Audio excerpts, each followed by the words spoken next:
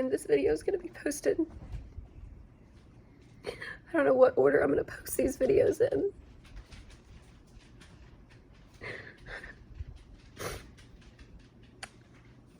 But right now, tonight, what's today? Monday the 7th, November 7th. It's Monday, November 7th. And, we've had a lot of stuff happen to us within the last month. I don't remember all of it, and it's part of what I'm going to cover in the next video. My perspective and my side of things from what happened.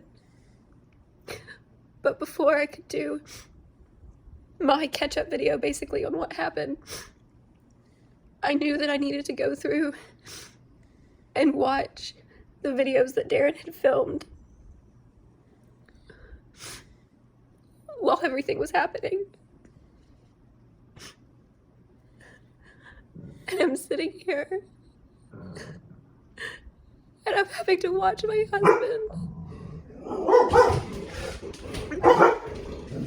It's okay. Boys, it's me. It's okay. It's mom's stomach is growling. It's hungry. Do you want me to get you some more food? Okay. Ignore them.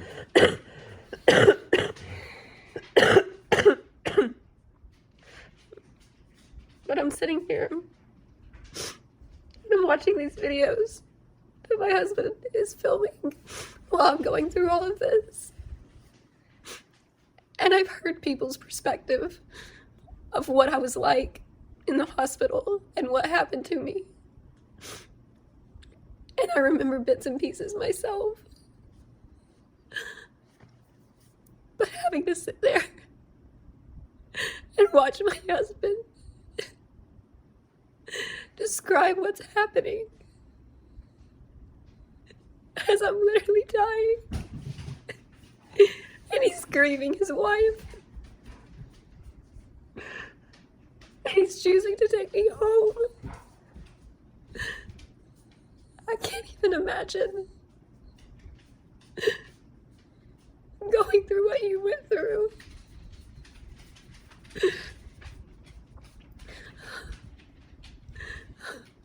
And it hurts so bad.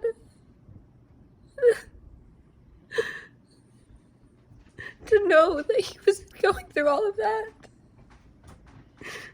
And it was just him. And he was having to rely on just the people around him and God.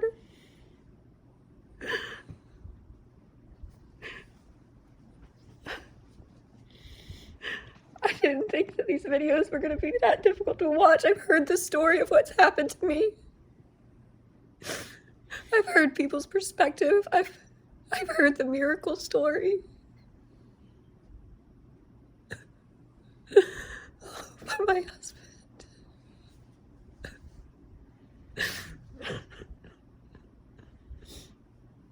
I'm so sorry. I'm so sorry. You don't have to apologize, baby.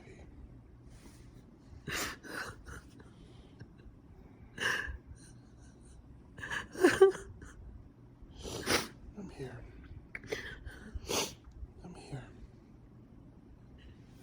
I know I have to watch the rest of the videos because I have to know what happened to be able to even tell my side of things. But this is one of the hardest things I've ever had to do, is watch my husband go through this.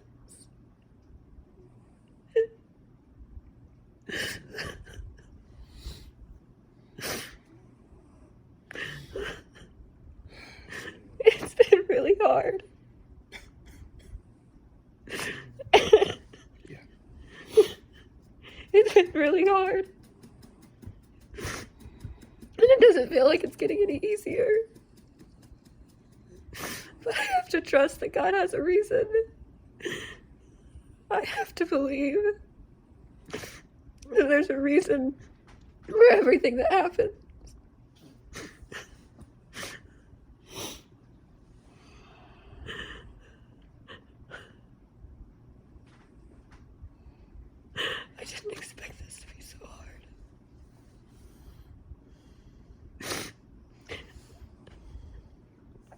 gonna go try to watch the rest of the videos. I don't even know how many more there are. There's not many. There's like maybe one. And you interrupt it. And then I'll try. You literally walk in the middle of that one video. I'll try to tell my perspective. I'll try to explain what happened from my side of things. We'll try to catch you up on what's been happening over the last couple of weeks.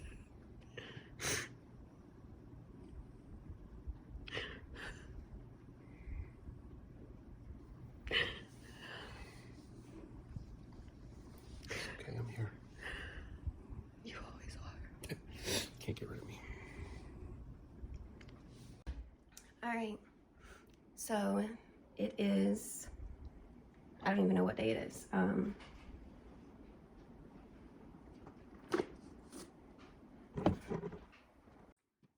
so it is Wednesday, November 9th.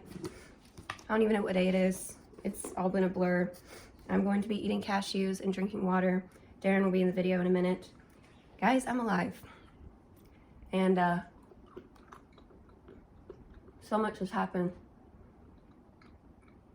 Even just today, this past week, I'm hoping this will be a briefer video, but y'all know I have a tendency to ramble, especially when you come back from the dead. I might have to do multiple videos on this because I don't know that I can fit all of my perspective into one video. I'm still processing a lot of it. I still don't remember a lot of it. My husband. And all of our dogs. All the dogs.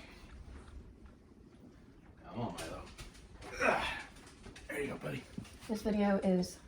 Milo, you're still... Killing the poor dog. This video is after they've seen me crying and watching all of your stuff. Oh.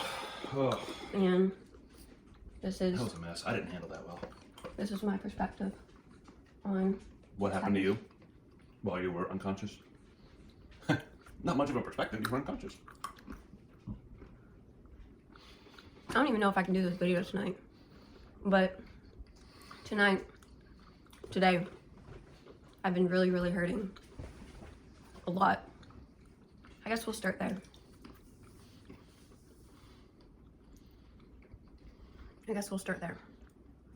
Or get there. So currently, what we are going through. We filmed a video saying that we couldn't feel the tumor. And I believe God had healed me. And faith doesn't make sense to a lot of people unless they understand it themselves. But I still believe that God has healed me. God brought me back from the dead. My organs were failing. They gave me 3 days to 2 weeks to live. And I'm here, and I'm alive, and I'm eating. And, like a horse. And I'm gaining weight. A lot. Darren has always been obsessed with my weight. So y'all know that he is very happy about this. But we went in for a CT scan and found what we thought was unexpected. And even what our primary physician thought was unexpected because he didn't feel the tumor either. But the tumor is still there. The tumor has grown significantly. The blood clot, the vena cava artery, has grown and is causing significant swelling from the abdomen down this time. Last time it was from the waist down. This time it's pretty much all the way up into my heart.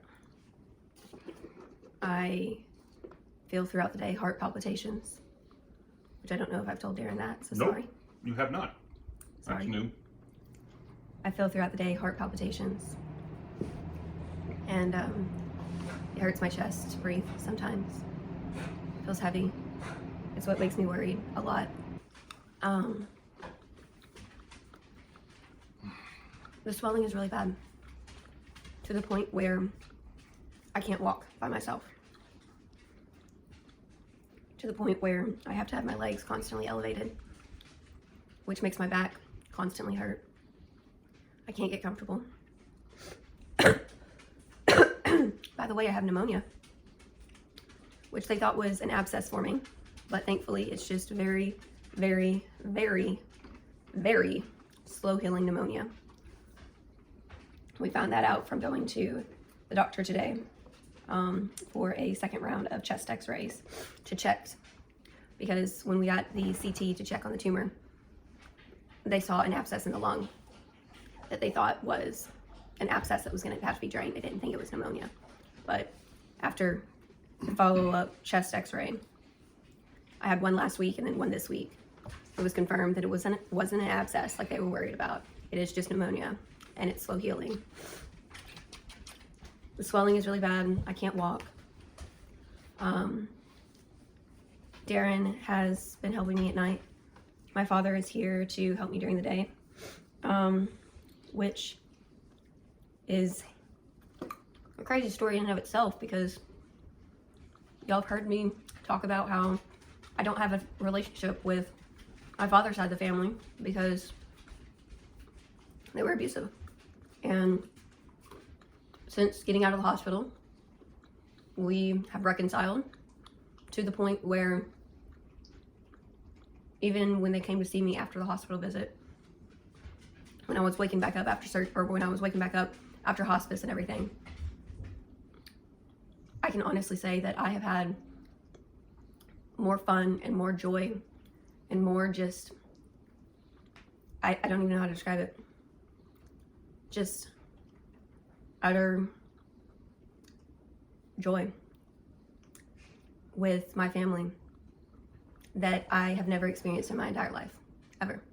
And it's only through God that a reconciliation like that can happen, and healing like that can happen, and forgiveness like that can happen, and grace and change on all of our parts. Because I've said before, like, I make mistakes too, and I mean, you're a teenager, you go against your parents.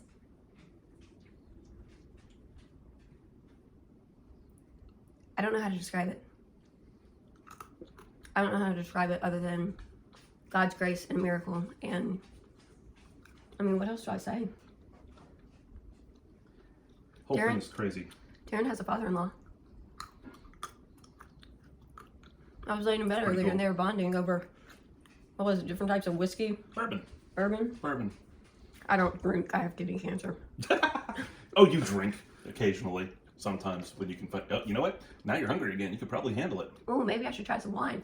Yeah, she loves barefoot Moscato. Pink Moscato. Pink, red, or white. Has to be barefoot. Has to be Moscato. I know, it's cheap wine. Bottom barrel swill. It's cheap wine. But, the swelling's really bad. We've called MD Anderson back. Oh, they quit me cold turkey on all of my meds, which, you're not supposed to do. I was on a lot of medication. A lot of medication that has big warnings that say, do not quit cold turkey. And, when I went to the hospital, they quit me everything cold turkey. In all honesty, part of the reason why they did that was because you couldn't eat anything, wouldn't eat anything, couldn't swallow or take meds. Which y'all saw in one of the very last videos. I was sitting on the kitchen counter, like, choking, trying to take my pills one at a time. Yeah. And then... and that was just a couple, like, maybe a week before I went into the hospital. Yeah. And we just didn't know it. Yeah. And then there were a few, like, 2 out of the 15 meds that you were on that they could administer through the feeding tube. Really? Yep. That was it. Mm. So you couldn't, there's literally no way for you to get your pills. Yeah. So I was off the cancer drugs. Still Off the cancer drugs. Which is the reason I'm able to eat. Which is a good thing. But the everliness lymphoma was the thing that was causing the tumor to not grow, to which in and of itself is a miracle considering the type of cancer this is and how aggressive it is. And so us getting to the point of it not growing was a miracle in and of itself. But I was unable to eat, and our theories, not having talked to our oncologist, basically, the cancer drug was working, but the biggest side effect was the nausea and vomiting and appetite. And I reached my threshold where my body had no more to give. I didn't have any more fat stores left, and or muscle stores. Or muscle. You were down to 89 pounds. I couldn't eat. I'm shaking thinking about it. I couldn't eat. And so now we haven't talked to the doctor. We don't know what's happening with the swelling. We don't know if I'm gonna have to go through more radiation. But if we have it easy,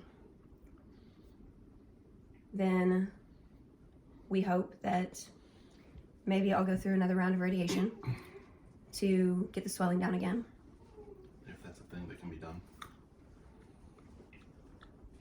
And I'm back on my blood thinner, so we're hoping that will work.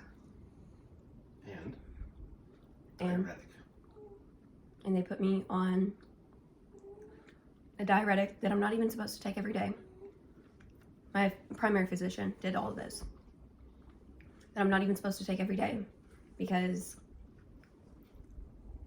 we can't have me getting dehydrated with my kidney and liver issues. But the pain is so bad from the fluid and the blood buildup that there has to be something to be done. So as of tonight, I took it about 2 hours ago, and we've got compression stockings on. I was able to walk for the first time without help from Darren or my father. I've gone pee 2 or 3 times. It's only gonna keep going.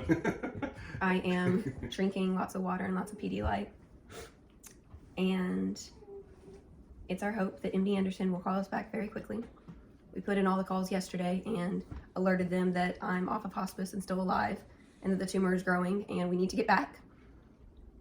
So we're hoping for maybe more radiation and then, if possible, going back on everolimus lymphema, but with a feeding tube this time. Permanent one, the port through the stomach. Her primary problem was that while on these heavy-duty drugs, she was unable to get the calories that she needed by mouth, and slowly, over a year and 8 months, she starved to death at a calorie deficit. It's just slow starvation. Basically is what we were assuming happening. It makes sense because that would describe all the weakness that I would feel, just the tiredness, all due to starving slowly. And eventually you got down to 95, so, or 92, or whatever it was. But the point being that if she was able to get those 2,000 calories while not getting nauseous, which it's 2,000 calories administered like what, 1 drip every minute, 2 minutes or whatever, so it's like, and it's done over 8 hours. So you hook it up, you go to sleep, you wake up the next morning, you've got 2,000 calories, and anything extra you eat is just more fat on your bones. So I mean, really, like, as long as we stay on, or the tumor stays reactive to everolimus lymphema, technically speaking, you could stay like that indefinitely. Now, we don't know if this is even a possibility. I would like it to be, but we'll see what happens. I mean, there's also the possibility that they finally agree, yeah, let's go ahead and try the feeding tube, and we try it, and it makes you nauseated halfway through, and you're not able to do it. So, I mean, there's things that we can, you know, there's a risk involved putting a permanent port in your stomach like that. But I don't know, it almost feels like, considering that my wife died from malnutrition and Came back, almost like, well, God brought me back. There's no other explanation. let's just put in a feeding tube and God did heal me. see what happens. God did heal me. We did see a miracle. We did see a miracle. I don't know how to describe it. I don't have a lot of memory of what happened. I'm still trying to piece together what even happened to me because I don't understand. Hey, Beth, this video is 17 minutes long. I know. You need me to turn it off? No. Okay. I don't even remember what happened. But God healed me. God literally brought me back to life. And you guys, by this point, will have seen the videos that Brittany walked in on, and you saw what you saw was the period of 3 days where she became active and started talking again, and it was very childlike. It was very It was scary to watch.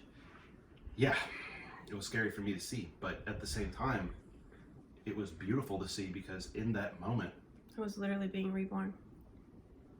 God was literally reviving me. You hadn't spoken for a week, and those words were precious, even if they Didn't make sense. Didn't make sense half the time. It sounded a little weird, and you sounded very infantile. I think that's a good way to put it. Like, it was very, very light voice and very, yeah, like just very, you know, I don't know. But it was so sweet to have you nuzzle into my arms and just have you standing and have you talking. And God healed me. yeah, God healed me. He pulled off a miracle. Whether the tumor is gone or not, it's a miracle. that's for sure.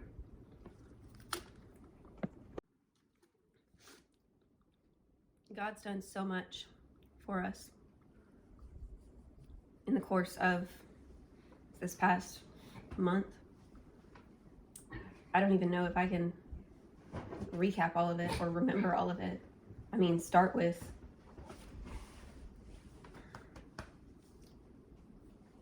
the things that he taught you. I mean, the lessons that you learned, the ways that you grew in your faith while you were watching me go through that. I found where Milo got bit last night. Yeah, so did Dad. Anybody? The dogs got into another fight. But anyways, it's all a blur. I know that I saw, even among my friends, just the outpouring of love and grief and tears and hope, and like that was something to witness. And there was a friend of mine, she's the Sunday before, it was the Sunday that we came back, and they were there, she was going into church, and by that point your family had come over. I've got to pee again. You continue what God has done for you, and I'm gonna go pee, and then I'll be back to talk more about what he did for me. You go walk over there by your bad self and you pee. I've drank like half a bottle of water since starting this, which is a lot for me, and I'm on that diuretic right now, but I'm walking. Keep sucking down that water. You're gonna get thirsty too. It will make you thirsty. Okay. Break from Brittany. Hear from Darren. But I did see, like one of my friends. Everybody was coming over here. Everybody was starting to gather around, and you know, family and friends were coming to say goodbye, and it was fantastic. We had. You're still hurting a little bit. It looks like. Well, yeah. I mean, I told you I was, but Okay. I'm not gonna dismiss what God's done for me and the fact that I'm waddling to the bathroom. So I'll take it. let God work. Okay. There she goes in the background. But it was just amazing. Like like you hear the phrase that we like to use is become the hands and feet of Christ. And she just rolled up in here, sat with Brittany for a few minutes, saw my family milling around, talking, got into the kitchen and just started heating up food that was there. Like, just people brought stuff over, she was heating it up. Like, totally skipped church, just went into service mode. And people ask all the time, what do you need? What can I do for you? And I don't need anything. You don't. In the moment, you never need anything. But in that moment, she saw a need and she just filled it. And it was one of the greatest acts of kindness I think I've ever seen. It just amazing. Anyway, my time in the hospital was a blur.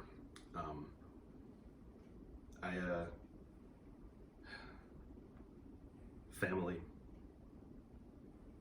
came out of the woodworks. They were all supporting me, her family and mine. And I don't know. She wants me to talk about the things that God taught me. And I think more than anything, seeing Brittany get up, chew me out one night, and then immediately start walking the next morning. You wanna know how much power your God has? She was dead to me. Not like that, but I mean, she was gone. All of her family had left and gone home. They were, all of my friends. Like, everyone was just, all right, let us know when the news comes. She was, for all intents and purposes, dead. So all those songs that talk about revival, it was a literal image of it right there. Currently hobbling on 2 very sore feet. Wrong one. Gotta get the other one. Turn that one on. Thank you. That one's a fan in here. You don't want to do that. She's also turning off the wrong fan, so I don't know, maybe... Maybe I do need more help. Maybe you need to go back in the oven and cook a little bit. Can you lift up the pillow? Yeah. I gotta lift up Milo first. Ugh. Y'all can see how swollen I am still. Even in the abdomen. All of that is swelling. Even with compression socks on. As far as... Okay, wait.